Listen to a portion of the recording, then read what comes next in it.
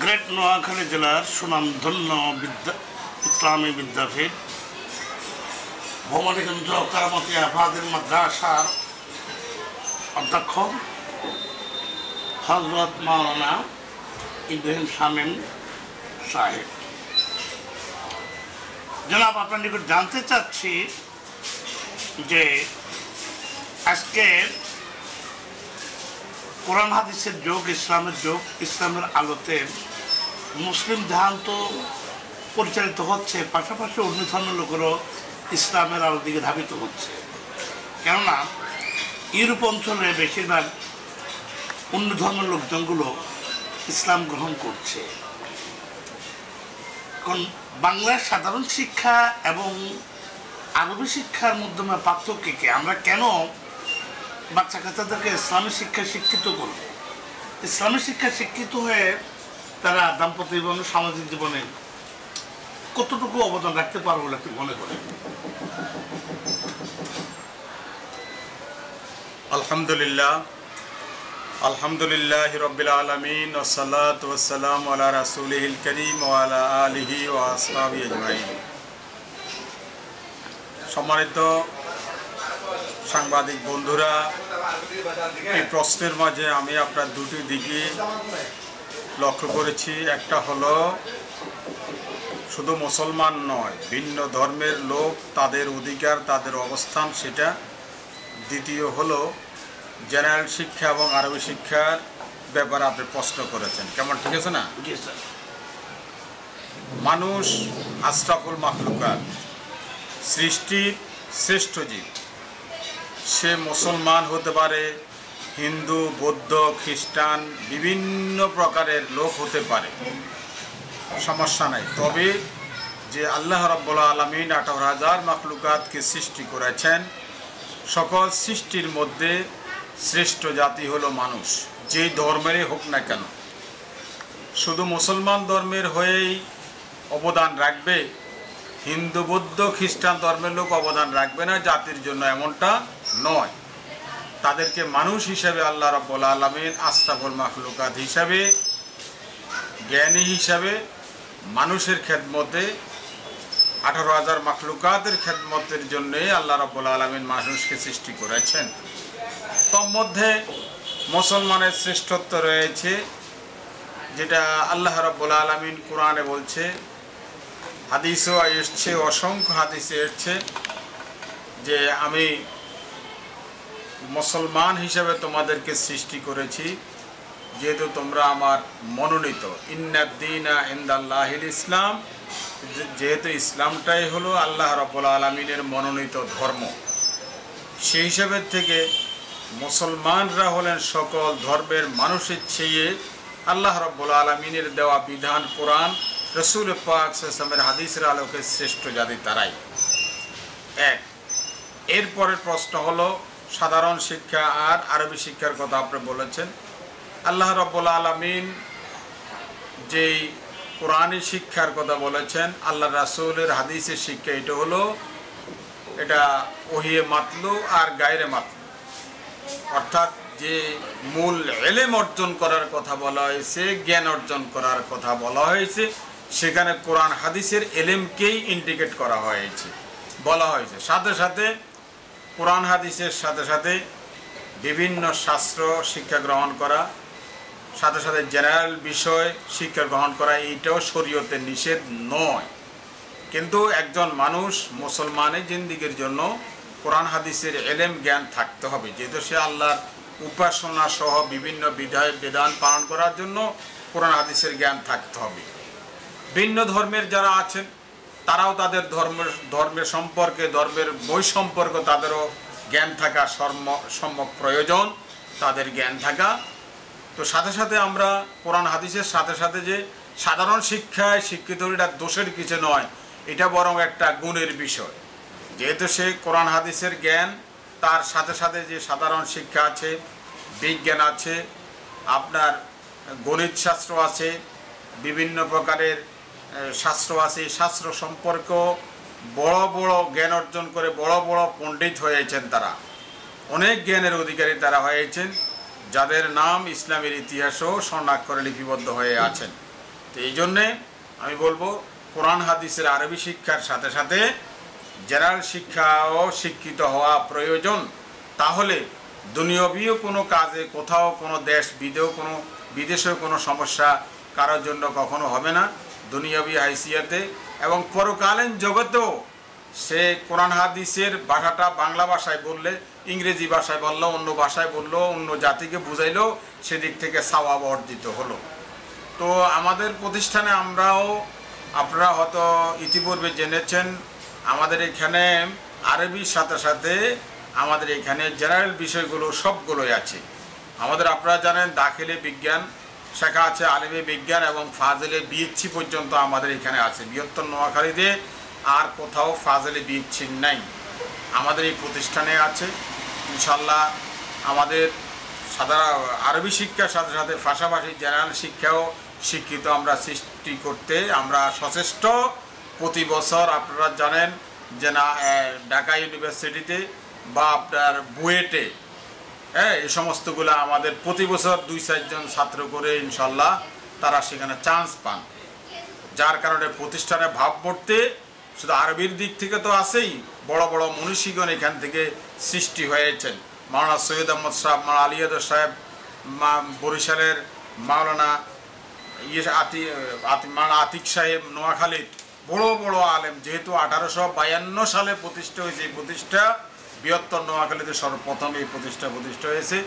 আর কারণে হক্কানি রব্বানি ওলামায়ে কেরাম সৃষ্টি হয়েছে। তার সাথে সাথে পাশাপাশি জেনারেল শিক্ষায় যাইয়াও এই প্রতিষ্ঠান থেকে যাইয়াও জেনারেল শিক্ষা অনেক শিক্ষিত হয়েছেন, যার প্রেক্ষিতে এই প্রতিষ্ঠানে আপনার কলকাতা থেকে, এবং এই প্রতিষ্ঠান স্বীকৃতি লাভ করছে কলকাতা থেকে 1852 সালে। 1904 সালে দাখিল, 1929 সালে আলিম, 1929 সালে ফাজেল এটা স্বীকৃতি লাভ করেছেন, কলকাতা থেকেই হয়েছে। জওহরলাল নেহেরু, পণ্ডিত জওহরলাল নেহেরু এসছে প্রতিষ্ঠানে, একে ফজলুল হক এই প্রতিষ্ঠানে এসেছেন, মহামনীষীরাও এই প্রতিষ্ঠানে আমাদের এখানে তাদের পদচারণা এখানে রয়েছে, অনেক আল্লাহওয়ালা বুজুর্গ এখানে আসছেন। আপনারা জানেন প্রতিষ্ঠানের নাম ভবানীগঞ্জ কারামতিয়া ফাজেল মাদ্রাসা।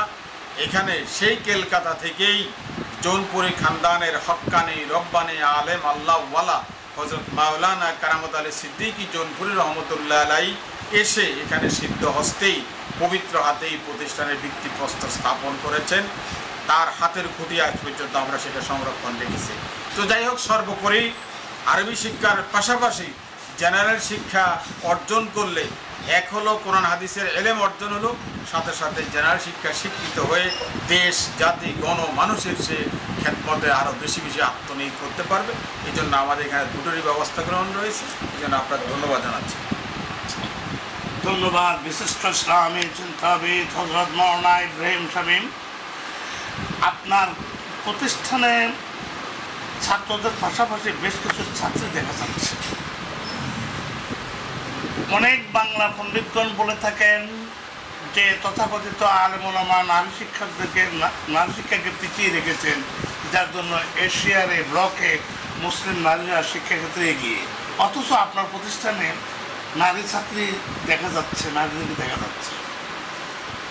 আপনার কাছে জানতে চাচ্ছি যে আজকের আধুনিক যুগে মেয়েরা ইসলামী শিক্ষায় শিক্ষিত হয়ে সমাজে দাম্পত্য জীবনে ইসলামের আলোকে কতটুকু অবদান রাখতে পারবে বলে মনে করেন?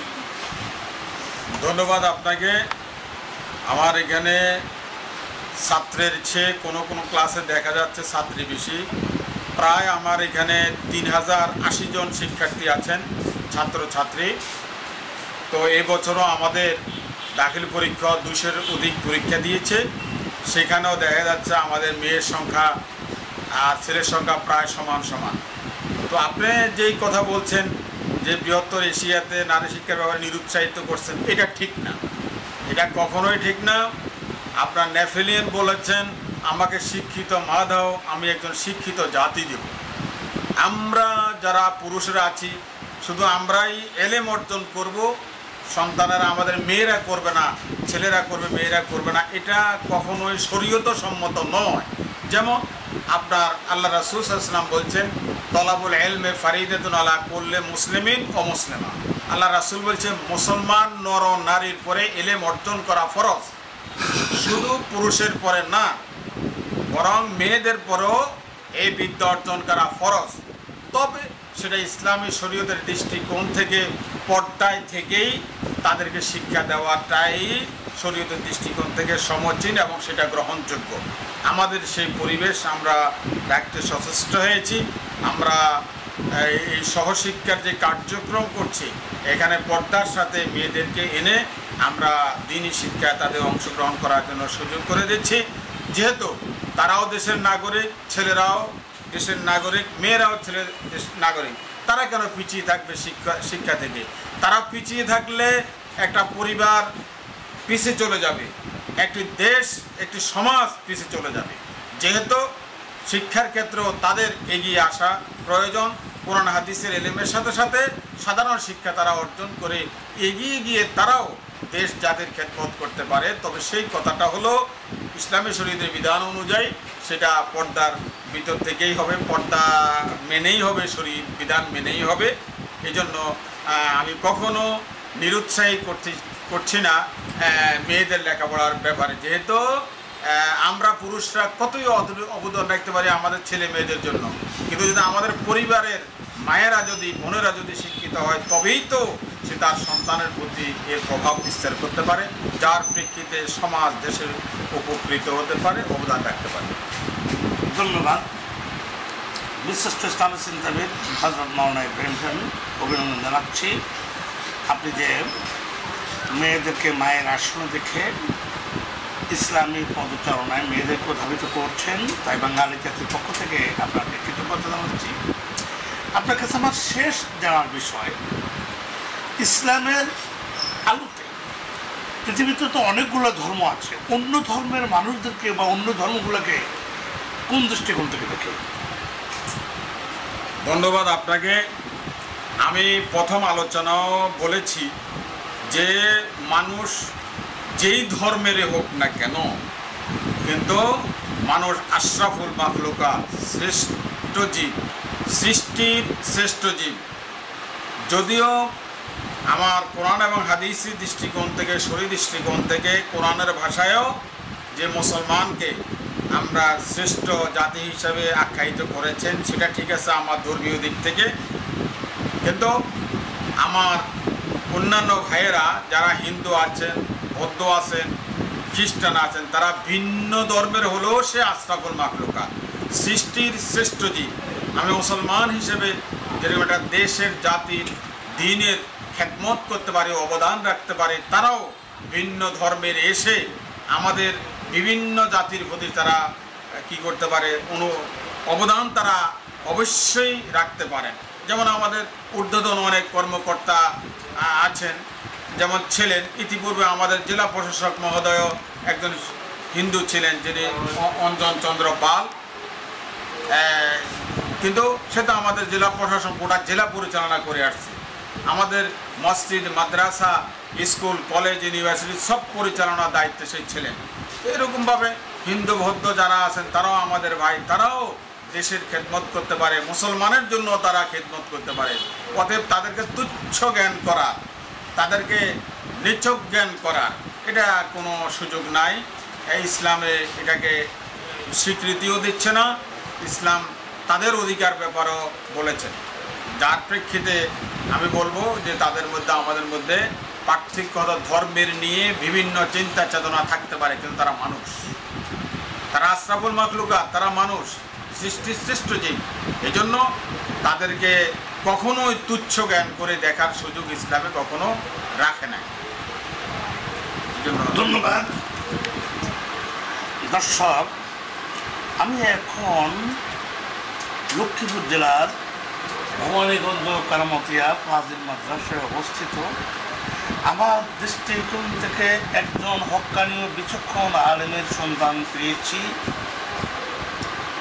উক্ত মাদ্রাসার অধ্যক্ষ হযরত মাওলানা ইব্রাহিম শামীম, ওনার আলোচনাতে তিনি নারী শিক্ষার প্রতি বেশিরভাগ আলোকপাত করেন। তিনি নেপোলিয়নের ভাষায় বলেছিলেন যে আমাকে একটি শিক্ষিত মা দাও, আমি তোমায় শিক্ষিত জাতি দেব, তিনি যদি অন্য ধর্মের হয়ে থাকুক না কেন নেপোলিয়নের এই বক্তব্যের প্রতি যথেষ্ট গুরুত্ব আরোপ করেন। তিনি ব্যাখ্যা দেন যে ইসলামের আলোতে পৃথিবীর সকল ধর্মের সকল বর্ণের মানুষকে মানুষ হিসেবে মূল্যায়ন করা হয়। তিনি আরবি শিক্ষা দুনিয়াবি ও পরকালের জন্য অবধারিত বলে বর্ণনা করেন, কারণ আরবি শিক্ষায় শিক্ষিত হলে দুনিয়াবির সকল কার্যক্রম পরিচালনা করা যায় সুচারু এবং সুন্দরভাবে। আমার আশা ও বিশ্বাস বাংলাদেশে সকল ইসলামী আলেম যদি জনাব হযরত মাওলানা ইব্রাহিম খলিল সাহেবের মতো চিন্তায় চিন্তিত হতেন, তাহলে বিশ্বের বুকে একটি ইসলামী আদর্শ এবং ইসলামী দেশ হিসাবে স্বীকৃত লাভ করতে পারত বাংলাদেশ। আমি মোহাম্মদ দেলোয়ার হোসেন কামাল সকল ইসলাম